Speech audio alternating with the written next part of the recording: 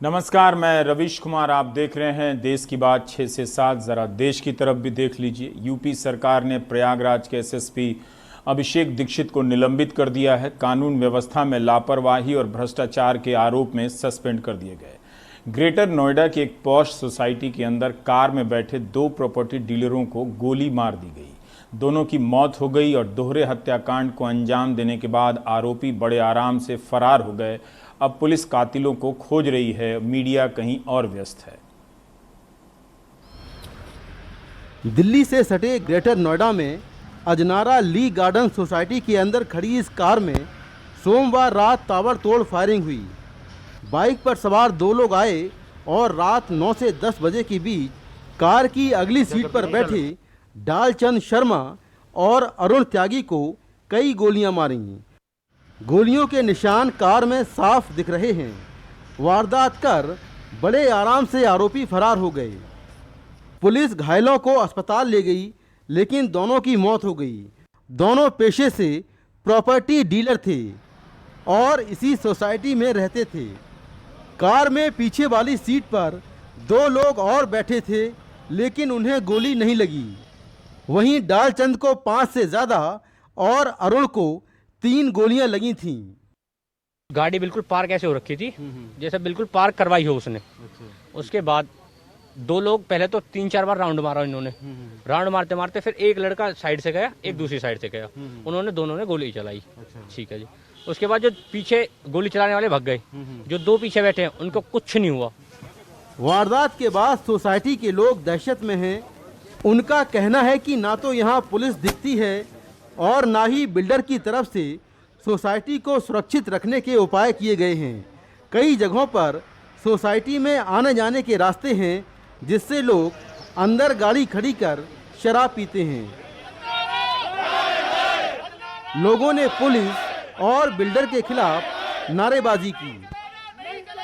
Overall मुद्दा वही है कि जो ग्रेटर नोएडा की जो सुरक्षा है वो बहुत ही कम है। उसके बाद जब सोसाइटीज़ में आ जाती हैं तो यहाँ की सिक्योरिटी एजेंसीज बड़ी इसको लाइट में रहती है। वो हमेशा इस चीज़ में लगी रहती है कि एक अनहोनी घटना हो, और कल इस अनहोनी घटना ने पूरे नोएडा एक्सटेंशन को, जिसको ग्रेटर नोएडा वेस्ट भी कहते हैं, उसको झकझोर दिया है। यहाँ पे सिक्योरिटी भी कम है, लॉ एंड ऑर्डर की भी दिक्कत है। सबसे बड़ी प्रॉब्लम यहाँ पर ये है कि यहाँ पे बिल्डर सुनता नहीं किसी बात की, नए नए टावर बनाते जा रहे हैं। वहीं पुलिस का कहना है कि शुरुआती जांच में मामला आपसी रंजिश का लग रहा है, जिसमें ये रहने वाले हरियाणा के हैं, डालचंद पलवल के, और इनके 2001 में जो है इनके भाई की हत्या हुई थी, जिसमें काफ़ी लोग जेल गए थे। उसके बाद 2017 में मथुरा में जो है वो कोसी कला थाना पड़ता है, वहाँ पर डालचंद के ऊपर एक हत्या का मुकदमा दर्ज हुआ था। इनके घर वालों के द्वारा जो है जो तहरीर दी गई है उसमें 7 लोगों के बारे में 22 में बताया गया है कि इनका भी जो है इन्वॉल्वमेंट हो सकता है। हम उस बिंदु पर भी जाँच कर रहे हैं, और बाकी इनका और किससे कोई रंजिश या कोई झगड़ा या कोई और पहलू है, हम सभी पहलुओं पर जांच कर रहे हैं। पुलिस के मुताबिक पुरानी दुश्मनी के चलते ही डालचंद शर्मा अपना नाम विराट बताकर यहाँ पहचान छिपाकर रह रहे थे। पिछले 24 घंटों में गौतम बुद्ध नगर में कई वारदातें हुई, जिससे साफ है इनकाउंटर करने वाली पुलिस का अपराधियों के मन में कोई खौफ नहीं। ये मामला भले ही आपसी रंजिश का हो, लेकिन अभी तक इस दोहरे हत्याकांड में कोई भी गिरफ्तार नहीं हुआ है। वहीं बढ़ती आपराधिक वारदातों से केवल गौतम बुद्ध नगर ही नहीं बल्कि उत्तर प्रदेश सुर्खियों में है। ग्रेटर नोएडा से कैमरामैन सचिन गुप्ता के साथ मैं मुकेश सिंह, एनडीटीवी इंडिया। आपसी रंजिश बता देने से अपराध नहीं, अपराधी भी रहता है, वो कम नहीं हो जाता है। दूसरी तरफ आपने देखा कि हाउसिंग सोसाइटी में रहने वाले लोगों की प्रतिक्रिया, वो दूसरी दुनिया में रहते हैं। जब तक उनकी चहारदीवारी के भीतर कुछ नहीं होता है, वो सोसाइटी के मंथली मेंटेनेंस से उन्हें लगता है कि लॉ एंड ऑर्डर वो मेंटेन कर रहे हैं। बाकी दुनिया में कुछ भी होता रहे उन्हें कोई फर्क नहीं पड़ता। लेकिन जैसे ही सोसाइटी के भीतर होता है वो बड़े चौंक जाते हैं। यहाँ कैसे हो गया है, सोसाइटी के भीतर अब कोई लॉ एंड ऑर्डर नजर नहीं आ रहा है। अब मेरठ में की दूसरी घटना बताता हूं। वहां बदमाशों ने भागमल ज्वेलर्स के मालिक को ही गोली मार दी और हत्या कर दी। व्यापारी नाराज हो गए, बाजार बंद कर दिया। दोपहर 1 बजे की यह घटना है। 4 बदमाश बाइक से आए, जागृति विहार सेक्टर 2 में भागमल ज्वेलरी का शोरूम है, वहां घुस गए, आराम से तमंचा लगाया, 10 लाख की नकदी उठाई, 3 लाख की ज्वेलरी ले ली। तभी अमन आ गए। और जिसने बदमाशों को पकड़ भी लिया अमन ने। बदमाशों ने अमन की कनपट्टी पर गोली मार दी, उनकी मौत हो गई। उधर आगरा में एसएसपी कार्यालय में मौत हो गई। आगे एसएसपी आगरा के मेरठ के पुलिस की का ये बयान सुनिए। यहाँ सौरभ जैन जी हैं, उनकी दुकान पर बता रहे हैं कि 4 लोग आए और अंदर घुसा। उसके बाद उन्होंने उनसे कुछ डिमांड की। फिर उनका बेटा आया, बेटा ने आने के बाद विरोध किया। उसमें उनके बेटे को फायरिंग हुई जिसमें गोली लगी है और वो अभी हॉस्पिटल में क्रिटिकल हालत में थे। बाकी डॉक्टर से बात हो रही है अभी क्या सिचुएशन है। और मौके पे हम लोग हैं, पूरी चीज़ें और आसपास के जो भी कैमरे लगे हैं वो सारा देखा जा रहा है। जल्द से जल्द इसमें जो भी तथ्य होगा उसको सामने लाएंगे। रिया चक्रवर्ती की गिरफ्तारी हुई है, लेकिन एक 30 साल से कम उम्र की लड़की के साथ जिस तरह से मीडिया ने बर्ताव किया है और जांच एजेंसियों की तरफ पूछताछ अभी खत्म नहीं, उससे पहले सारे मटेरियल सप्लाई किए गए हैं, ये भयानक घटना है। इस घटना को अभी गुजरने दीजिए, फिर आराम से इस पर बात करेंगे। उधर आगरा में एक दूसरी महिला जो रिया चक्रवर्ती नहीं है लेकिन किस तरह से हताश है। एसएसपी कार्यालय के सामने एक महिला अपने बच्चों को लेकर जाती है, केरोसिन तेल छिड़क लेती है और माचिस से आत्मदाह का प्रयास करती है, आग लगाने जाती है। तभी वहां मौजूद पुलिस कर्मियों की नज़र पड़ती है और उसे बचा लेते हैं। तुलसा नाम की यह महिला कई दिनों से न्याय के लिए इस थाने से उस थाने में ठोकरें खा रही थी। तुलसा आगरा के ही थाना सदर क्षेत्र के सोहल्ला की रहने वाली है। उसके पति पर दबंगों ने हमला कर दिया था, वो अस्पताल में भर्ती है। उसी के इंसाफ के लिए थानों के चक्कर लगा रही थी। बड़ी घटना होने से बच गई। पुलिस वालों ने माचिस छीन ली और उसे जलने से, तुलसा को जलने से बचा लिया। ये भी रिया चक्रवर्ती की तरह ही एक दूसरी घटना है जहां कैमरे नहीं हैं। यह पहली घटना नहीं है वैसे उत्तर प्रदेश में। 17 जुलाई को लखनऊ में मां और बेटी ने आत्मदाह का प्रयास किया था। विधानसभा के बाहर पड़ोसी से नाली का विवाद था, पुलिस कार्यवाही नहीं कर रही थी। 21 जुलाई को मां की मौत हो गई जलने के कारण। और इसी तरह के एक और मामले में 29 जुलाई को गाजियाबाद के एसएसपी ऑफिस के बाहर एक और महिला आत्मदाह करने पहुंच जाती है। उसके प्लॉट पर दबंगों ने कब्जा कर लिया था। पेट्रोल छिड़ककर आग लगाने का प्रयास करती है, मगर वहां मौजूद पुलिसकर्मी बचा लेते हैं। फिर 25 अगस्त को गाजियाबाद में ही जिलाधिकारी कार्यालय के सामने एक महिला ने आत्मदाह का प्रयास किया। उसका कहना था कि पुलिस उसके साथ बलात्कार करने वालों को गिरफ्तार नहीं कर रही है, अपराधी खुलेआम घूम रहे हैं। एक घटना इस तरह से आप देखिए, कई घटनाएं हैं जहां इंसाफ की तलाश में महिलाएं खुद को जला ले रही हैं। उसके लिए कोई कैमरा नहीं है, कोई आवाज़ नहीं है। अब दूसरी घटना है रविवार को बुलंदशहर से सवारी छोड़कर आते वक्त दिल्ली के एक टैक्सी चालक कैब ड्राइवर की ग्रेटर नोएडा के बादलपुर में हत्या कर दी जाती है। परिवार के मुताबिक कैब ड्राइवर आफ्ताब को जय श्री राम बुलवाकर मारा गया। वहीं पुलिस इस पूरे मामले में किसी भी प्रकार की सांप्रदायिक गतिविधि से इनकार करती है। सौरभ की ये रिपोर्ट देखिए। पैसे ले जाते, सब कुछ ले, मेरे पापा को छोड़ देते, पापा को छोड़ देते। दिल्ली के रहने वाले 45 साल के कैब ड्राइवर आफ्ताब आलम के बेटे के आंसू थम नहीं रहे हैं। आफ्ताब आलम की रविवार रात ग्रेटर नोएडा के बादलपुर में कुछ लोगों ने हत्या कर दी। आफ्ताब एक सवारी छोड़कर बुलंदशहर से वापस आ रहे थे और रास्ते में 3 लोगों को उन्होंने अपनी गाड़ी में बैठाया था। उनको कहा कि आगे छोड़ देने के लिए। पापा को डाउट हुआ कि ये लोग ठीक नहीं है। बेटे साबिर का कहना है कि पिता ने उन्हें फोन किया था और जब उन्हें लगा कि कुछ गड़बड़ है तो उन्होंने पूरी कॉल रिकॉर्ड कर ली।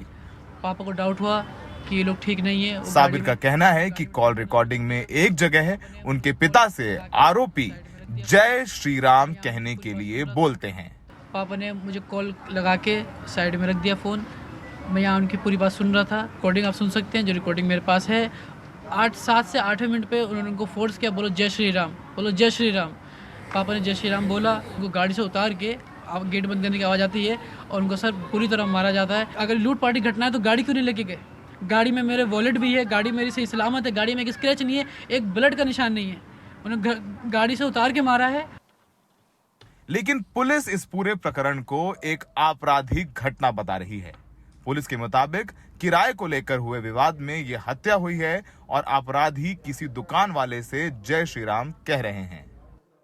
ये टैक्सी ड्राइवर जो है वो दिल्ली से गुड़गांव से सवारी लेकर के और बुलंदशहर भूड़ चौराहे के पास गया है, वहाँ उसको छोड़ा और उसके बाद इसने बिना बुकिंग के सवारी बिठाई और सवारी बिठा करके ला रहा था। जो टोल प्लाज़ा हमारा, वहाँ पे भी जो है ये कुछ लोग उतर करके इस चीज़ की बातचीत कर रहे हैं, टोल देने को लेकर के कुछ बातचीत हो रही है। उसके बाद जो है वो इसकी जब घायल अवस्था में बॉडी मिली तो हमने इसको अस्पताल में भर्ती कराया और मुकदमा पंजीकृत कर लिया गया। चूँकि घटनास्थल चूँकि ये बुलंदशहर का था, उसके बावजूद भी हमने मुकदमा पंजीकृत कर लिया गया। पुलिस अब तक किसी आरोपी को गिरफ्तार नहीं कर पाई है और तो और अब तक किसी आरोपी की पहचान तक नहीं हुई है। पुलिस को NH91 के टोल प्लाजा से CCTV मिला है, जिसके आधार पर आरोपियों की शिनाख्त की कोशिश चल रही है।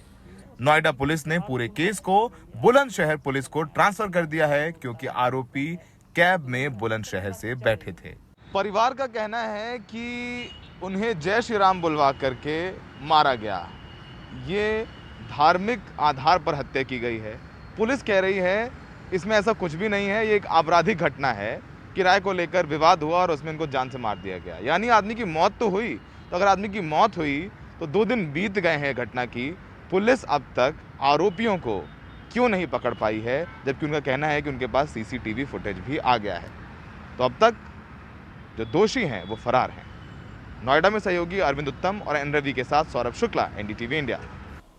ऐसी कितनी नाइंसाफियों पर पर्दा डालने के लिए मुंबई में एक लड़की के साथ नाइंसाफी की जा रही है, रिया चक्रवर्ती के साथ।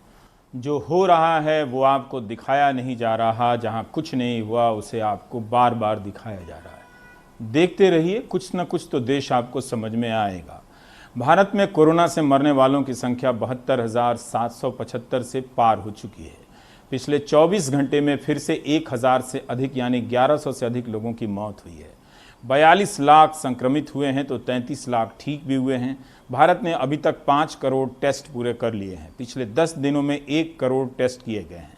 टेस्ट करने के मामले में भारत अमेरिका के बाद दूसरे नंबर का देश है, संक्रमण के मामले में भी। लेकिन आबादी के हिसाब से देखें तो 10 लाख की आबादी से अभी भी भारत बहुत कम टेस्ट कर रहा है। अनुराग द्वारी बता रहे हैं कि मध्य प्रदेश में लगभग 34% मंत्री, कई विधायक कोरोना के शिकार हो चुके हैं। इसके बाद भी सियासी सभाओं में सामाजिक दूरी का कोई अनुशासन नहीं दिखता है। इंदौर जिले के सांवेर विधानसभा से कांग्रेस से पाला बदलकर आए मंत्री तुलसी सिलावट उम्मीदवार हैं। उनके इलाके में 2400 करोड़ रुपए की लागत से नर्मदा जल सिंचाई परियोजना का भूमि पूजन होने वाला है। इसलिए वहां हजारों की भीड़ कलश यात्राएं निकल रही है 3 सितंबर से ही। बड़ी तादाद, कोई शारीरिक दूरी नहीं, सिर पर कलश यात्रा शुरू। कोरोना संकट को भूलकर कैबिनेट मंत्री तुलसी सिलावट, जो खुद कोरोना से ठीक होकर लौटे हैं, उन्होंने हर गांव में नर्मदा के अभिवादन के लिए कलश यात्रा शुरू की है। कांग्रेस ने एक वीडियो जारी कर आरोप लगाया है कि इस कलश यात्रा में महिलाओं को मुफ्त में कलश, नारियल और साड़ी बांटी जा रही है। यही वजह है कि गांव-गांव में कलश यात्रा को लेकर बड़ी संख्या में ग्रामीण कलश यात्रा का हिस्सा बन रहे हैं। सांवेर विधानसभा के 250 गांवों के 314 बूथों पर कलश यात्रा निकालकर घर घर मां नर्मदा का अभिनंदन किया जा रहा है। मंत्री जी कहते हैं ये लोगों का प्रेम है। कांग्रेस का आरोप है उपचुनावों के दौरान भ्रष्टाचार। कलश यात्रा गांव के गांव में निकल रही है। एक वो नर्मदा माई आ रही है तो वो गांव के मंदिर में निकल रही है और सब हमारी माँ शक्ति निकाल रही है। ये कि धर्म, आस्था और विश्वास का नर्मदा माँ के प्रति इतनी आस्था है, उनका प्रेम है। इसमें शिवराज सिंह सरकार के 2 चेहरे सामने आ रहे हैं। एक वो चेहरा है जो इस तरह के आयोजन करने पर रासुका लगा दी जाती है और एक ये चेहरा है जहां हजारों लोगों की जान खतरे में डाल दी जाती है। प्रशासन को तत्काल जो भारतीय जनता पार्टी के मंत्री हैं उनके ऊपर रासुका की कार्रवाई करना चाहिए, क्योंकि ये उन्हीं के नेतृत्व में और उन्हीं के प्रायोजित तरीके से ये कलश यात्रा निकाली गई है। जो एक साड़ी, एक कलश और एक दक्षिणा पर अपना वोट बेच देंगे। जनता बहुत अच्छे से जानती है कि ये वही पैसा है मंत्री का जिसके दम पर उन्होंने ये चुनी हुई सरकार गिराई है। ये सब तब हो रहा है जब राज्य में मुख्यमंत्री सहित 9 मंत्री, 21 विधायक कोरोना संक्रमित हो चुके हैं। जब राज्य में 75,459 लोग कोरोना से पीड़ित हैं। पिछले एक हफ्ते में हर मिनट पर एक मरीज मिला है। सितंबर में औसतन हर दिन 1,640 मामले आए हैं। राजधानी भोपाल में 86% ICU बेड भर चुके हैं। बात जब टेस्ट की हो तो प्रति 10 लाख टेस्ट के मामले में मध्य प्रदेश जब फिसड्डी है, जहां सिर्फ 10 लाख में 18,133 टेस्ट हो रहे हैं, देश में 16वें नंबर पर। हालांकि सरकार के कुछ मंत्री अभी भी बगैर मास्क नजर आते हैं, कहते हैं गोबर मिट्टी में खेले हैं, कोरोना नहीं होगा। तुमने हमें कोरोना बना दो। इमरती देवी मट्टी में पैदा भाई, गोबर में पैदा भाई, इतने कर्रे कीटाणु है कि कोरोना के आसपास नहीं जा पाएंगे, वो तो जितने जबरदस्ती लगाए हम। वैसे कोरोना के बढ़ते आंकड़ों से नेताजी लोग बेपरवाही नजर आ रहे हैं, इसीलिए तो कोई कलश यात्रा निकाल रहा है, कहीं सदस्यता अभियान चल रहा है, कहीं कोई और राजनीतिक रैली। खुद मुख्यमंत्री भी व्यस्त हैं, सवालों से बच रहे हैं। मुख्यमंत्री जी एक चीज और, पितृपक्ष में कौन लोकार्पण करता है? मुख्यमंत्री जी पितृपक्ष में कौन भूमि पूजन करता है? थोड़ा जवाब दे दीजिए इसका। मुख्यमंत्री जी ये बताइए कौन भूमि पूजन करता है शुभ काम पितृपक्ष में? पितृपक्ष में किया आपने? मुख्यमंत्री जी चला के रास्ता, मुख्यमंत्री जी बताइए। महामारी के बीच मध्य प्रदेश में सियासत हुई, सरकार बदली। एक बार फिर राज्य में उपचुनाव हैं, जिसमें जीत जरूरी है।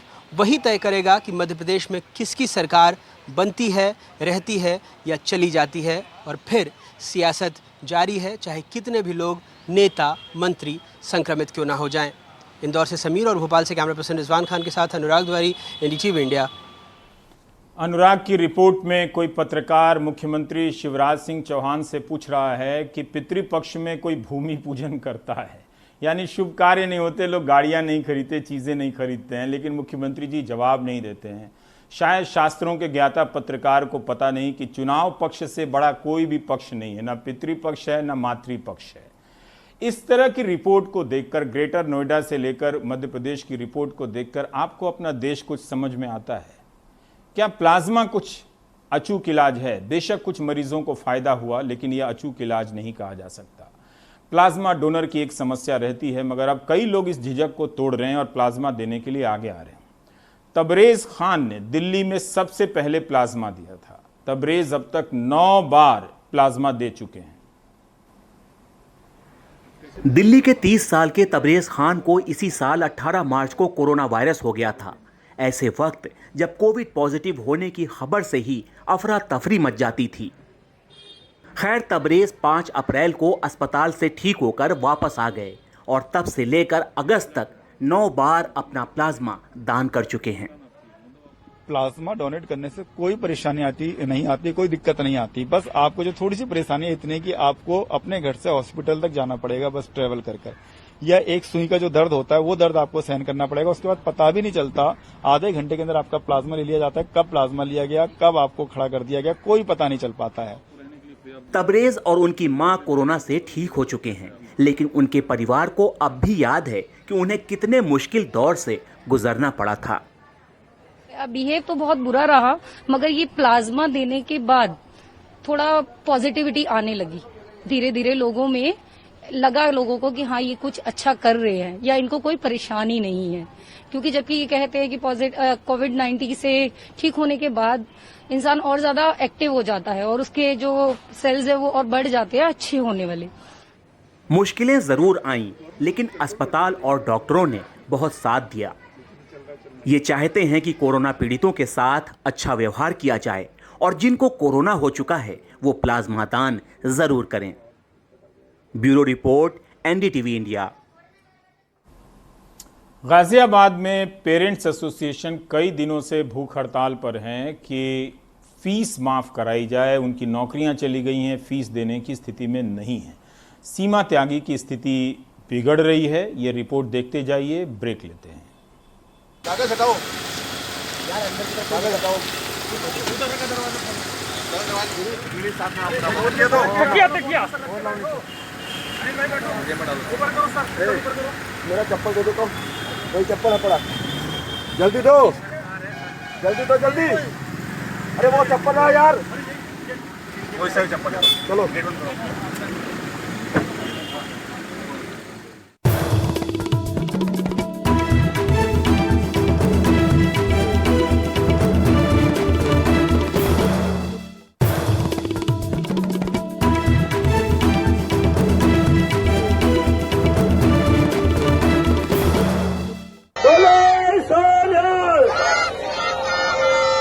पुलिस प्रशासन मुर्दाबाद मुर्दाबाद मुर्दाबाद एक्शन मुर्दाबाद मुर्दाबाद मुर्दाबाद किसानी कर्जे माफ करो बच्चा बच्ची को कल्याण बच्चा बच्ची को कल्याण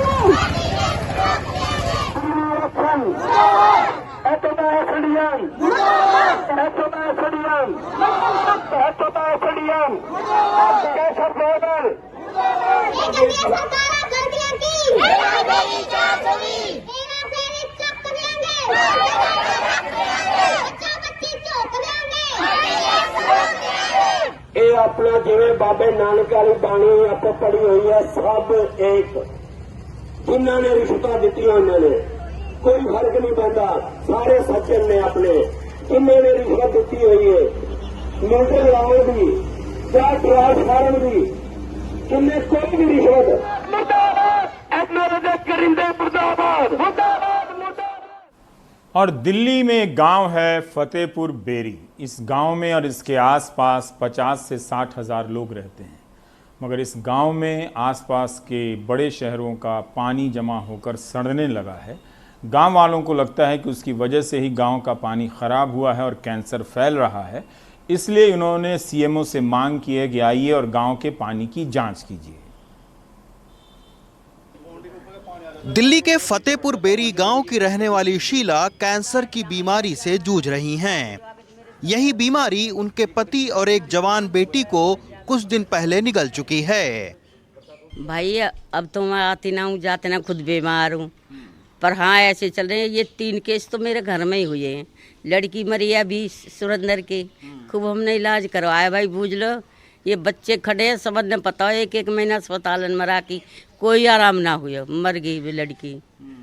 और ऐसी बुढ़ो बीमार हुए। और तो कहा मैंने यहाँ भैंस बांध रखी, 4 भैंस है ना भाई, 4 भैंस भी मेरी बीमारी तय मरी। शीला के घर से कुछ दूर पर प्रकाशो रहती हैं। वो भी कई साल से कैंसर की वजह से बिस्तर पर हैं। दिल्ली में 4 दिन पहले हुई बारिश में फतेहपुर बेरी गांव के तमाम मकान में पानी घुस गया। गांव की सबसे बड़ी दिक्कत पानी ही है। बाहर से सामान्य घर लग रहा है, लेकिन फतेहपुर बेरी गांव में इस तरह के तमाम सारे घर हैं कि पानी को रोकने के लिए ये आप देखिए, ये पूरी जो दीवार है उसको बना दिया है ताकि पानी अंदर ना आए। तो ऐसे तमाम सारे घर हैं जहां पे पानी भर जाता है, तो उसके चलते उन्होंने ये एक उपाय कर रखा है। और ये पिछले कई साल से इसी तरीके के घरों में पानी भर रहा है, लेकिन इसकी ओर सरकार अभी ध्यान नहीं दे रही है। पानी रोकने के लिए कई घरों के बाहर दीवार बना दी गई, लेकिन बीमारी नहीं रुक रही है। बीमारी की वजह ये 70 एकड़ में फैला गंदा पानी है। फतेहपुर बेरी गांव के नजदीक बने बांध और जमीन पर भूमाफियाओं का कब्जा हो गया, लिहाजा आसपास के इलाकों का टॉक्सिक पानी अब यहाँ जमा हो रहा है। ये पीछे पहाड़ों से, अरावली पहाड़ों से आता पानी, और ये यहाँ से होते हुए बंद है, आगे हमारे आगे बंद है। वहाँ से पानी होते हुए पहले मांडी की तरफ चला जाता था, मतलब हरियाणा की तरफ। वो तो जब बरसात कम हो रही है तो जैसे फार्म हाउस वाले ने थोड़े थोड़े करके फार्म काटे, तो वो ब्लॉक कर दिया पानी इन्होंने। मतलब कम से कम ये लगा लो कि 35 साल हो गए, 35 साल से ऐसे पानी भरा पड़ा, क्योंकि आगे फार्म हाउस वाले ने ब्लॉक कर दिया। अगर ये नीचे से अगर नाला बन के अगर वहाँ गवर्नमेंट एक, जैसे ओखला में एक बहुत बड़ा बूस्टर बना रखा पानी जल बोर्ड ने, अगर इस तरह का वहाँ के बूस्टर बन जाए तो उससे बहुत हमारे गांव की समस्या हल हो जाएगी। ये जहरीला पानी भूजल को प्रदूषित कर रहा है। इस बाबत दिल्ली सरकार को भी शिकायतें मिल चुकी है। खुद बीजेपी के सांसद इसका ठीकरा राज्य की सरकार पर फोड़ते हुए कहते हैं कि इस समस्या का उपाय जल शोधन संयंत्र लगाना है। देखो, उस गांव में पानी की निकासी चाहिए थी, ड्रेन बननी चाहिए, उसके लिए प्लानिंग करनी चाहिए राज्य सरकार को, केजरीवाल साहब को। फ्लड डिपार्टमेंट के माध्यम से कुछ रास्ते में फार्म हाउसेज हैं बड़े बड़े लोगों के, उन फार्म हाउसों ने जो नेचुरल पानी का स्रोत था उसको बंद कर दिया है। तो कहीं ना कहीं सड़कों के साथ में मिलकर वहाँ की लैंड एक्वायर करने की क्षमता सरकार को अपने अंदर पैदा करनी पड़ेगी, और वहाँ पर एक बड़े ड्रेन के रूप में या वाटर ट्रीटमेंट प्लांट लगाकर, और वहाँ पर एक बड़ा वाटर ट्रीटमेंट प्लांट लगाया जाए। लोग ज़मीन देने को तैयार हैं, लेकिन वो जल बोर्ड ने लगाना है। दिल्ली में 357 गांव हैं और सरकारी दस्तावेज में इन गांवों में करीब 1009 तालाब हैं, लेकिन ज्यादातर पर लोगों ने या तो अवैध कब्जे कर रखे हैं या उसमें गंदा पानी भरा रहता है। नई दिल्ली से कैमरा पर्सन शशिकांत के साथ रवीश रंजन शुक्ला, एनडीटीवी इंडिया। नहीं चलेगी, नहीं चलेगी।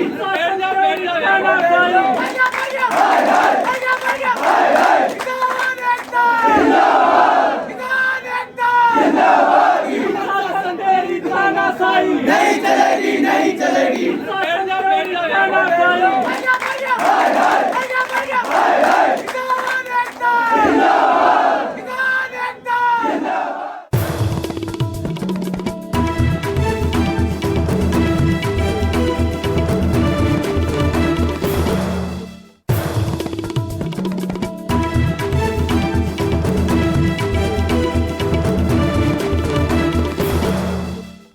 भूमि विवाद भारत की एक स्थायी ग्रामीण समस्या है, शहरी समस्या भी है। इस समस्या को दूर करने के लिए कई हजार करोड़ रुपए लगाकर अभियान चलाया गया कि इन दस्तावेजों का कंप्यूटरीकरण किया जाएगा ताकि ये समस्या दूर हो। ये समस्या दूर नहीं हुई। अब गाँव में ज़मीन की पैमाइश करने के लिए ड्रोन कैमरे उड़ रहे हैं कि इससे अब भूमि विवाद या अन्य विवादों को कंट्रोल में किया जाएगा। गांव वालों को भले लगता हो कि कोई सिनेमा बना रहा है या भूमि विवाद को दूर करने के लिए ड्रोन कैमरे आसमान में उड़ रहे हैं, पर हो सकता है कि आने वाले समय में इन पक्के मकानों से जो समृद्ध से नजर आते हैं, टैक्स की भी कोई योजना बने।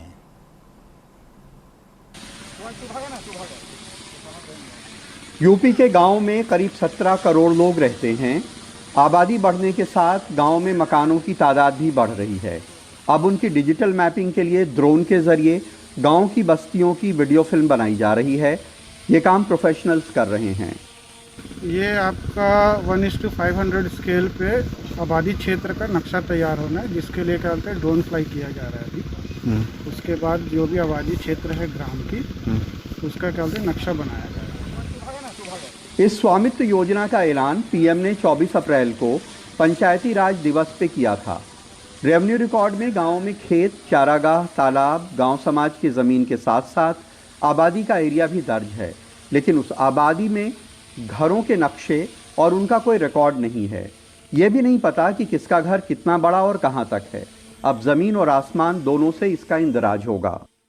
लोग बसे हुए हैं, बड़ा नंबर आबादी का है, तो उसमें जो जहाँ बसा हुआ है, जो इसका एरिया है, चाहे उसकी सहन है, आबादी है, घर है, बांसकोट है, अगल बगल जो घर के बीच में है, इसी तरह जो रास्ते हैं या जो नेचुरल रास्ते, तो उसको हम रास्ते के रूप में फिक्स कर देंगे। गांव में घरों के जो नक्शे सरकार बनवा रही है, उसे लेकर भी विवाद के तमाम अंदेशे हैं। तमाम जगहों पे पहले से ही झगड़े चल रहे हैं, इसलिए गांव के घरों का आखिरी नक्शा जारी करने से पहले सरकार उसे प्रकाशित कर उस पर गाँव वालों की राय मांगेगी। जैसे ही वो कागज फाइनल हो, उस पर ऑब्जेक्शन मांगे जाते हैं, तो नक्शा पब्लिश करते हैं। और अगर किसी को ऑब्जेक्शन है कि हमारा एरिया कम हो रहा है, हमारा एरिया ज़्यादा हो रहा है, तो ऑब्जेक्शन लेकर के उसको फाइनलाइज करके प्रपत्र 7 होता है, 7 में हम पब्लिश करके उसे फाइनल कागज का रूप दे देते हैं। रियल एस्टेट में 2004 में जो उफान आया वो टायर 1 शहरों से बाहर पहुंच गया, और 2005 में स्पेशल इकोनॉमिक जोन एक्ट आने के बाद भी देहातों में ज़मीन की कीमतें काफ़ी बढ़ गईं। बड़े पैमाने पर गाँव में शहरीकरण हुआ और बड़ी तादाद में बिल्डर वहाँ प्लॉटिंग कर महंगी ज़मीनें बेचने लगे। इससे गाँव में भी ज़मीनों की कीमत आसमान छूने लगी और झगड़े बढ़ गए। हाल के दिनों में गाँवों में घरों की ज़मीनों को लेकर होने वाले झगड़े भी कई गुना बढ़ गए हैं, क्योंकि कभी जो ज़मीन मिट्टी के मोल हुआ करती थी, अब वो सोने की तरह कीमती हो गई है। यूपी का शायद ही कोई ऐसा गांव हो जहां नाली, खड़ंजे और रास्ते को लेकर के झगड़े नहीं चल रहे हों। इसलिए ज़रूरी हो गया है कि गांवों में घरों के नक्शे हों, उनका रिकॉर्ड हो, ताकि इसको लेकर होने वाली फौजदारी को रोका जा सके। सोनभद्र में प्रभात, बहराइच में सलीम सिद्दीकी और लखनऊ में कैमरामैन विनीत वर्मा के साथ कमाल खान, एनडीटीवी इंडिया। समस्याएं कभी दूर नहीं होती, उन्हें दूर करने के नए उपाय पुराने पढ़कर दूर हो जाते हैं और फिर से नए उपाय आ जाते हैं। और अब राजनीतिक खबरें। संसद के मॉनसून सत्र में कांग्रेस चीन की घुसपैठ के मुद्दे पर प्रधानमंत्री मोदी को सीधे तौर पर घेरने की तैयारी कर रही है। सूत्रों के मुताबिक कांग्रेस अध्यक्ष सोनिया गांधी की अध्यक्षता में कांग्रेस के सांसदों की बैठक में आज ये तय हुआ। बैठक में हिस्सा ले रहे राहुल गांधी ने कहा कि सरकार ने अभी तक भारतीय जमीन पर चीनी घुसपैठ की बात नहीं कबूली है। पीएम को इस मामले पर जवाब देना होगा। साथ ही बढ़ते कोरोना संक्रमण और केंद्र सरकार के कुप्रबंधन को भी बड़े पैमाने पर संसद में उठाने का फैसला लिया गया। जीडीपी में भारी गिरावट और रोजगार की बुरी हालत को फोकस में रखते हुए अर्थव्यवस्था पर भी कांग्रेस सरकार को घेरेगी। एक तरफ कुछ नेता और दल बिहार में फिलहाल चुनाव टालने की मांग कर रहे हैं, तो दूसरी तरफ चुनाव की तैयारियों में भी जोर शोर से जुटे हैं। पटना में राज्य की पूर्व मुख्यमंत्री राबड़ी देवी के घर के बाहर एक पोस्टर लगा है जिसमें तेजस्वी यादव से कमान संभालने की अपील की गई है। इस बड़े से पोस्टर में तेजस्वी को अर्जुन की तरह पेश किया गया है और उनके भाई तेज प्रताप को कृष्ण की तरह। इस पोस्टर में राज्य की बदहाली को लेकर कई तरह के आरोप लगाए गए हैं।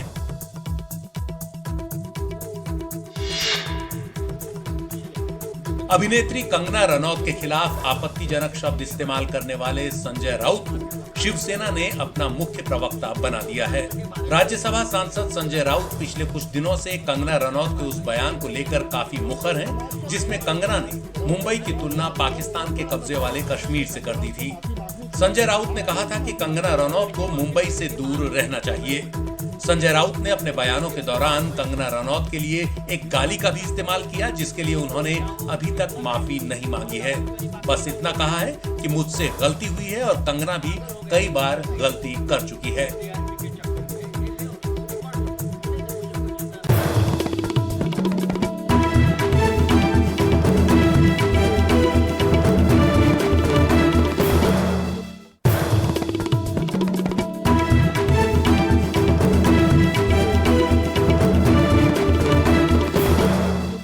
ಏನಾಗಬೇಕು ಓಕೆ ಸಾವಿತ್ರಿಬಾಯಿ ಫುಲೆ ಅವರು ಭಾರತ ರತ್ನ ಆಗಬೇಕಂದ್ರೆ ಎಲ್ಲರೂ ಕ್ಲಾಪ್ಸ್ ಹಾಕಿ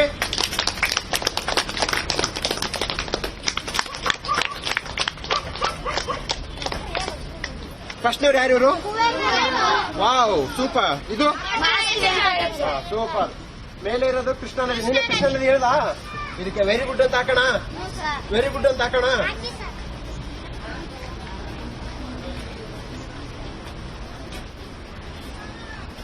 ಇದು ಇಲ್ಲಲ್ಲಪ್ಪ ಇದು ಆ ಮಾರ್ಕರ್ ಇನ್ನೊಂದು ಇದೆ ನೋಡಪ್ಪ ಮಾರ್ಕರ್ ಧ್ಯಾನ ಧ್ಯಾನ ಮಾಡಬೇಕು ಕಣ್ಮುಚ್ಚಿ ಎಲ್ಲರೂ ಕಣ್ಮುಚ್ಚಿ ಕಣ್ಮುಚ್ಚಿ ಭಗತ್ತಿ ಭಗತ್ತಿ ಸದ್ಗಮಯ ಓಂ ಅಸತೋಮ ಸದ್ಗಮಯ ಜ್ಯೋತಿರ್ಗಮಯ